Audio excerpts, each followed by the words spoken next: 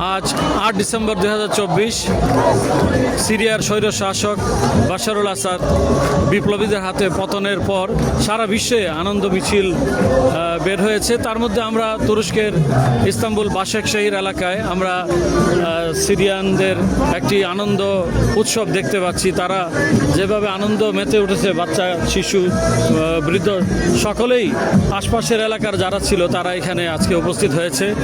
তাদের চেহারায় শুধু আনন্দই ভাসছে। আসলে একটি স্বৈর শাসক যখন পতন হয় তখন মানুষের যে বিগত দিনের যে কষ্ট, বিগত দিনের যে তাদের যে উপর জুলুম অত্যাচার, এটা থেকে মুক্তির পরে যে আনন্দটি হয় সে আনন্দটি আমরা দেখতে পাচ্ছি।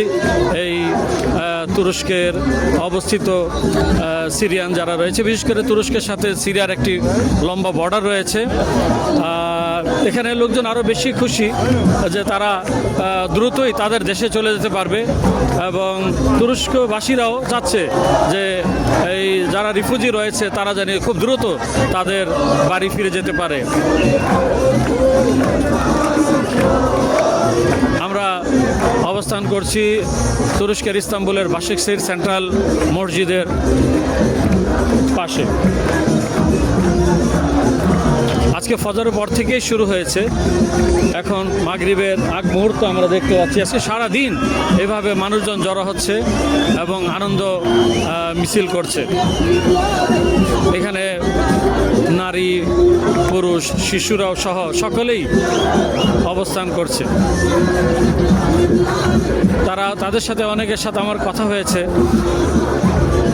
তারা আশা পোষণ করছে যে খুব দ্রুতই তারা তাদের দেশে ফিরে যাবে এবং সিরিয়া একটি অত্যন্ত সুন্দর এবং একটি ধনী দেশের মধ্যেও ছিল বটে, কিন্তু এই স্বৈর শাসক তারা রাশিয়া এবং ইরানের সহযোগিতায় তাদের দেশের মানুষকে হত্যা করে এবং প্রায় 12-15 লাখ মানুষকে ডিসপ্লেস করে,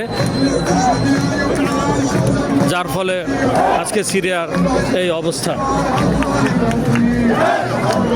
আমরা দেখতে পাচ্ছি। সিরিয়ান যে যুবকরা রয়েছে এখানে,